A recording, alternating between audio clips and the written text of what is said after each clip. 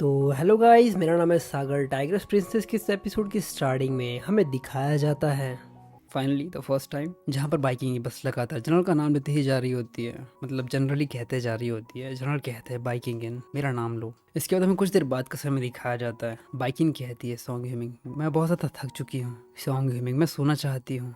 और ये कहते हुए हु कर रही होती है। बहुत तगड़ी प्रोसेस चल रही होती है इनकी, और हमारे जनरल भी काफ़ी ज़्यादा हाँप रहे होते हैं। जनरल कहते हैं ये चलो दोबारा करते हैं। बाइकिंग इस चीज़ से काफ़ी ज़्यादा शौक हो जाती है। इसके बाद हमें डायरेक्ट अगले दिन का समय दिखाया जाता है, और हमें दिखाया जाता है जनरल को जो कि बेड पर होते हैं। वो आसपास बेड के आसपास टच करते हैं, लेकिन वो देखते हैं कि बाइकिंग इन वहाँ पर नहीं है। और वो कहते हैं आखिर वो कहाँ पर है।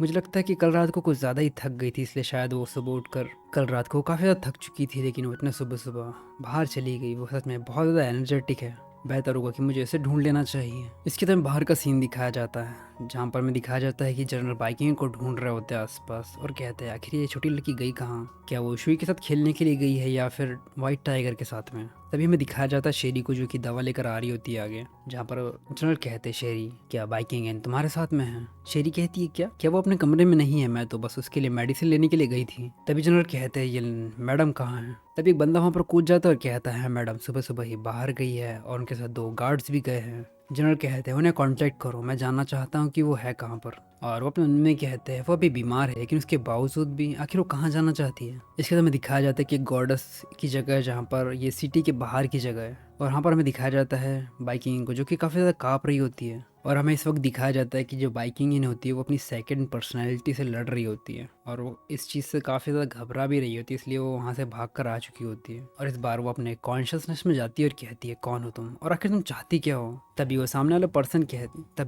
पर्सन कहती है मैं तुम्हारी बॉडी को कंट्रोल करना चाहती हूँ। तभी वो कहती है क्या तुम बाइकिंग इन हो।